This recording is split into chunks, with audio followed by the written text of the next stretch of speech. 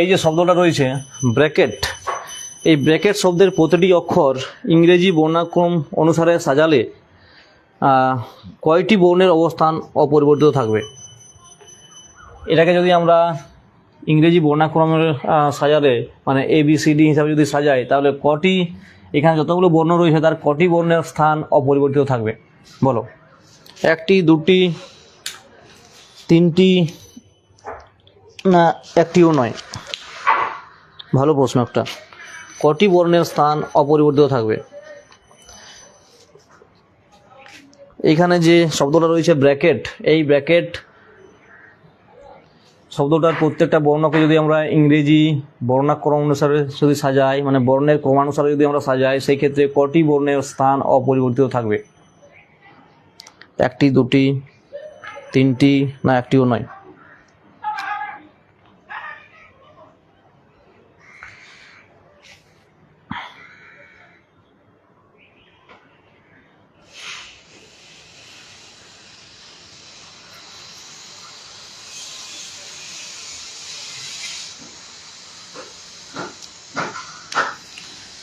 দেখো সবার আগে কি চলে আসবে?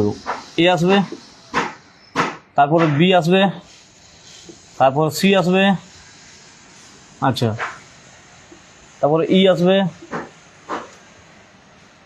তাই তো? A B C E, তারপরে K আছে, তারপরে R আছে, তারপরে T আছে।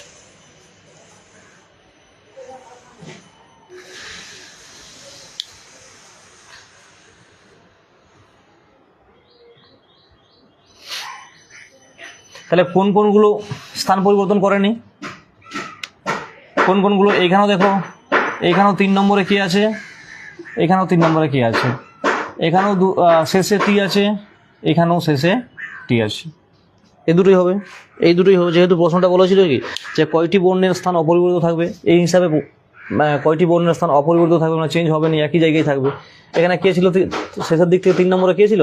3 নম্বরে কে আছে, একদম শেষে টি ছিল, টি আছে। বাকি দেখো সব চেঞ্জ হয়ে গেছে, বাকি সব চেঞ্জ হয়ে গেছে, একটাও আর নিজের জায়গায় নেই। তাহলে উত্তর 2 হয়ে যাবে।